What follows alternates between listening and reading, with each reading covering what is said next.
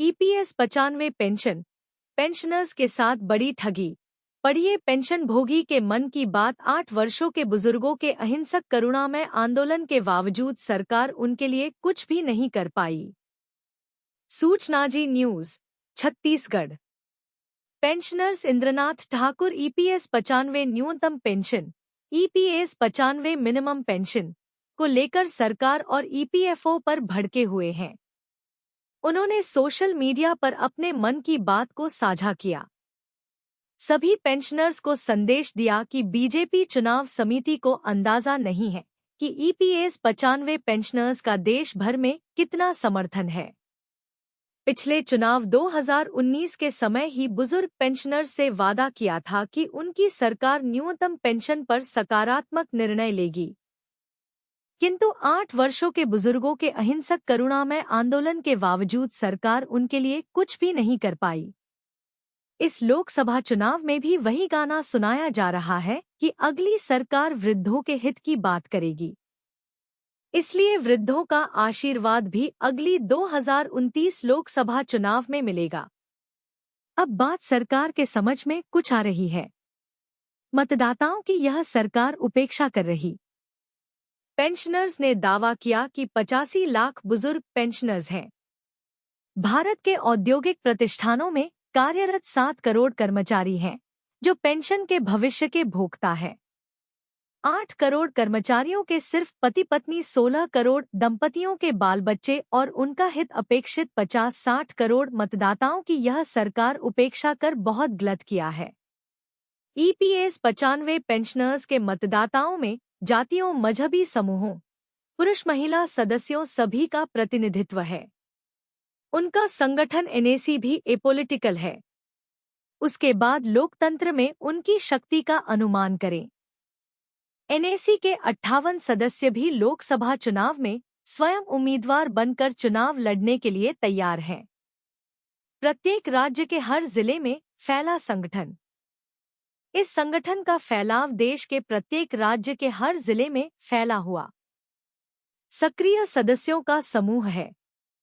यह एक अलग बात है। जिन दलों के सांसद ने उनकी मांग का समर्थन किया है, बूढ़े बुजुर्ग, सेवानिवृत्त, चुनाव में उनका समर्थन करेंगे तथा जिन जिन सांसदों मंत्रियों ने पेंशनर्स का विरोध किया है, उन्हें चुनाव में हराने की वे जरूर ही कोशिश करेंगे।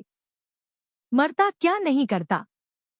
ठीक है, सरकार अपनी राह चले और पेंशनर्स अपने हित की रक्षा के लिए जान लगा देंगे। मरता क्या नहीं करता। बीजेपी की वर्तमान सरकार ने बूढ़े बुजुर्गों की उपेक्षा की है। उनके द्वारा जमा किए हुए पेंशन फंड का अपहरण कर अच्छा नहीं किया है। अब जब वे अपने संचित 9 लाख करोड़ के कॉर्पस के 1 लाख करोड़ रुपए की ब्याज धन से सिर्फ 7500 प्लस दा और मेडिकल सुविधाएं मांग कर संतुष्ट होना चाहते हैं, तो यह सरकार टालने का काम कर रही है। यह ठगी नहीं तो और क्या है। ईपीएस 95 हायर पेंशन, ईपीएफओ और कोर्ट की अवमानना पर बड़ा दावा। पेंशन भोगियों को भारी मानसिक और शारीरिक दबाव का सामना करना पड़ता है। सूचना जी न्यूज छत्तीसगढ़। सुप्रीम कोर्ट के फैसले के बाद से ईपीएस पेंशन मामले की यात्रा पर पेंशनर्स इंद्रनाथ ठाकुर ने पूरी पड़ताल करने वाला पोस्ट किया है। इस पोस्ट में दावा किया गया है कि 4 नवंबर 2022 को सुप्रीम कोर्ट ने पेंशनर्स के पक्ष में बहुत ही साहसिक निर्णय दिया और न्याय दिया। वहीं कुछ सवाल भी उठाए गए हैं। लिखा गया कि विशेषज्ञों द्वारा कुछ खामियां देखी गई थी, तो इस तरह की शंका से इनकार नहीं किया जा सकता है। फिर शुरू हुआ असली खेल। ईपीएफओ ने अदालत के आदेश में देरी करके उसे गड़बड़ कर दिया। इससे ईपीएफओ साइट पर अफरातफरी मच गई। कोर्ट द्वारा दी गई समय सीमा के 4 महीने बाद लिंक उपलब्ध होने के बाद उन्होंने इसे पीपीओ से लिंक करने के बजाय यूएएन से लिंक कर दिया, जो 2018 तक सेवानिवृत्त लोगों के लिए सक्रिय नहीं था। सोशल मीडिया पर ईपीएस 95 हायर पेंशन को लेकर उठाए गए मुद्दों पर यह भी कहा गया कि उन्होंने एक्टिवेशन लिंक को भी बेकार कर दिया और किसी भी प्रतिष्ठान में कोई बदलाव नहीं करने का मौखिक निर्देश दिया। इस सारी उथल-पुथल में पेंशन भोगियों को भारी मानसिक और शारीरिक दबाव का सामना करना पड़ता है। सबसे पहले विकल्प प्रपत्र को 10 से अधिक स्थानों पर भेजें। फिर ऑनलाइन फाइलिंग के दौरान त्रुटि संदेश के कारण उसे ठीक करने के लिए मदद मांगना और प्रतिष्ठानों के कर्मचारियों को काफी मानसिक और शारीरिक तनाव झेलना पड़ा। केरल हाई कोर्ट का फैसला। फिर केरल हाई कोर्ट का फैसला आने के बाद ऑनलाइन लिंक एक ही दिन में काम करने लगा और ईपीएफओ ने जानबूझकर मामले में परेशानी पैदा की और समय सीमा बढ़ा दी और सुप्रीम कोर्ट द्वारा दी गई 4 महीने की समय सीमा और उनकी अपेक्षा खो गई थी। फिर प्रतिष्ठानों से मंजूरी के लिए ईपीएफओ ने फिर जानबूझकर बाधाएं पैदा की। ईपीएफओ अधिकारियों को पता है और अब वे बार बार समय सीमा बढ़ाकर इसमें देरी कर रहे हैं। यह सीधे तौर पर कोर्ट की अवमानना है और ये बात ईपीएफओ अधिकारियों को पता है। लेकिन राजनीतिक समर्थन और सरकार के पूर्ण समर्थन के बिना यह संभव नहीं है। अंत में पेंशनर्स ने यह भी लिखा कि मैंने अभी अपनी राय व्यक्त की है। आप सभी होशियार हैं, इसलिए आप समझते हैं कि क्या करना है। सुप्रीम कोर्ट के 11 नवंबर 2022 के आदेश का स्पष्ट उल्लंघन। यह सुप्रीम कोर्ट के 11 नवंबर 2022 के आदेश का स्पष्ट उल्लंघन था, जब ईपीएफओ द्वारा 31 मार्च 2023 तक पेंशन संशोधित नहीं की गई थी। ईपीएफओ द्वारा जानबूझकर फॉर्म भरने से लेकर नियोक्ता की सहमति तक बाधाएं डालकर इसमें जानबूझकर देरी की गई। सारा डेटा उपलब्ध था और यह जानबूझकर उत्पीड़न था। ईपीएफओ के पास केंद्र सरकार का सारा पैसा था। ईपीएस 95 पेंशन न्यूज, निवेश, आय, सब्सिडी और मुकदमेबाजी। ईपीएफओ से पेंशनर्स नहीं राजी। ईपीएफओ द्वारा केरल उच्च न्यायालय में दिया गया हल्फनामा पेंशन भोगियों को डिनायल ऑफ जस्टिस, न्याय से वंचित करने का एक अच्छा सबूत बन गया है। Suchnaji news, Chhattisgarh. EPS 95 higher pension. EPS 95 higher pension पर ईपीएफओ की मुश्किलें बढ़ती जा रही है। पेंशनर्स परेशान हो रहे हैं। कोर्ट तक की लड़ाई लड़ी जा रही है। अब ताज़ा मामला यह है कि कोर्ट में गलत जानकारी देकर भ्रम पैदा करने का आरोप ईपीएफओ पर लगना शुरू हो गया है। आइए पढ़ते हैं आखिर क्यों यह आरोप लगाया जा रहा है। पेंशनर्स कल्याण कुमार सिन्हा ने सूचनाजी.com के लिए यह रिपोर्ट तैयार की।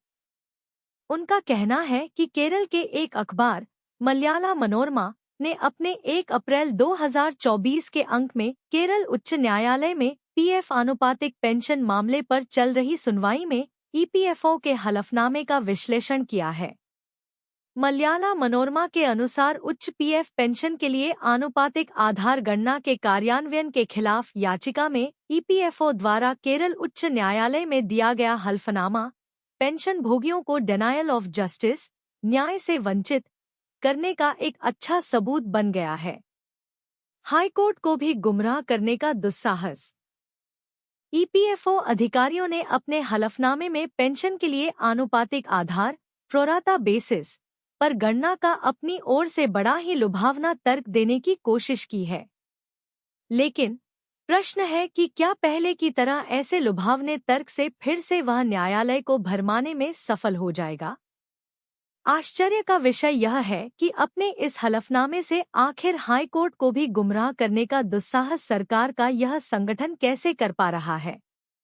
Kerala industrial infrastructure development corporation का मामला।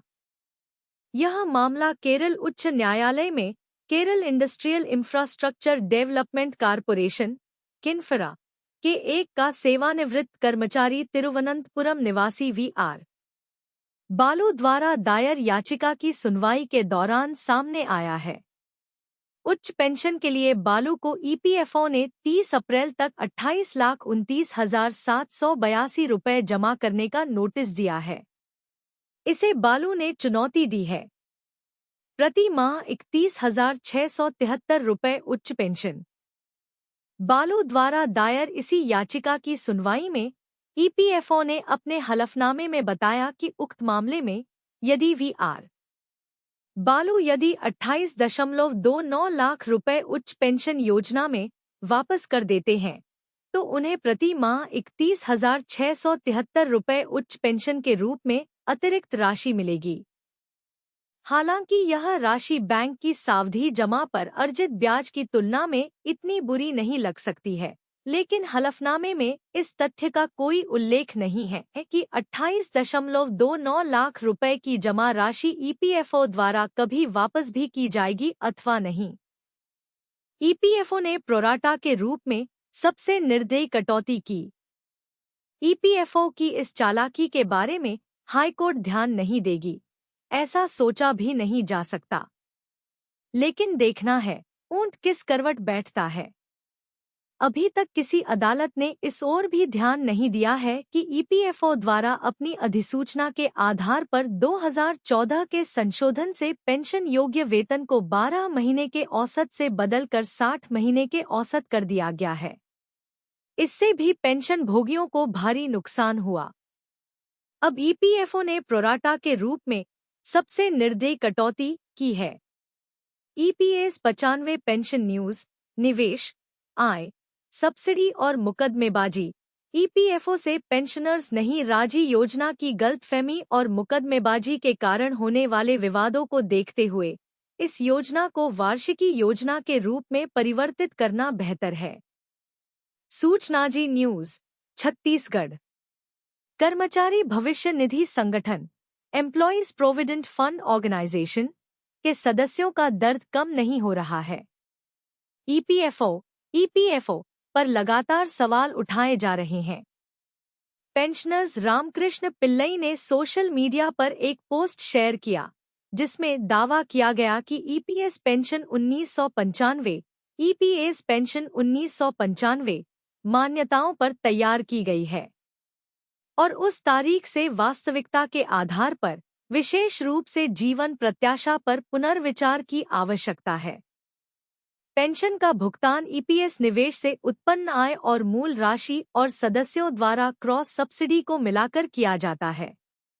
उस प्रक्रिया में कुछ लोगों को दूसरों की तुलना में अधिक लाभ होता है, विशेष रूप से जो लोग लंबे समय तक जीवित रहते हैं, उन्हें पूर्ण रूप से अधिक लाभ होगा। इसलिए मौजूदा मामला एक अपवाद है। इसमें बकाया राशि, यदि कोई हो, और शुद्ध आउटफ्लो के बारे में कोई उल्लेख नहीं है। प्रत्येक लाभार्थी को अपने शुद्ध आउटफ्लो और अपनी अपेक्षित जीवन प्रत्याशा को ध्यान में रखते हुए बढ़ी हुई पेंशन का लाभ उठाने के लिए मांगी गई राशि जमा करने का मन बनाना चाहिए। ईपीएफओ द्वारा अपनाई गई पद्धति में योजना फिट नहीं। लाभार्थी को सूचित निर्णय लेने में सक्षम बनाने के लिए यदि ईपीएफओ बकाया राशि को समायोजित करने के बाद मांग उठाता है तो यह बेहतर है। जहां तक आनुपातिक पेंशन का सवाल है, मौजूदा नियम ईपीएफओ द्वारा अपनाई गई पद्धति में फिट नहीं बैठता है। योजना की गलतफहमी। 31 अगस्त 2014 तक ईपीएस में शामिल होने वाले सभी लोगों को मूल योजना द्वारा शासित किया जाना चाहिए, क्योंकि अधिसूचना संख्या में संशोधन 609 ई दिनांक 22 अगस्त 2014 केवल 1 सितंबर 2014 से लागू होता है। योजना की गलतफहमी और मुकदमेबाजी के कारण होने वाले विवादों को देखते हुए इस योजना को वार्षिकी योजना के रूप में परिवर्तित करना बेहतर है। 78 लाख पेंशनधारियों के 4 करोड़ परिवार। एक पेंशनर्स ने सरकार पर गुस्सा उतारते हुए लिखा, इससे ऐसा प्रतीत होता है कि 78 लाख पेंशनधारियों के 4 करोड़ परिवार को केंद्र सरकार ने अपनी सभी योजनाओं से वंचित कर गरीबी रेखा से भी अति गरीबी रेखा में डालने पर मजबूर कर दिया गया है। गौर करें तो केंद्र सरकार के सांसद विधायक 3 से 4 पेंशन प्रति माह ले रहे हैं, जबकि वह जनप्रतिनिधि कहलाते हैं। यह कहाँ का न्याय है? इस पर विशेष विचार करने की आवश्यकता है और वर्तमान समय को देखते हुए ठोस निर्णय लें।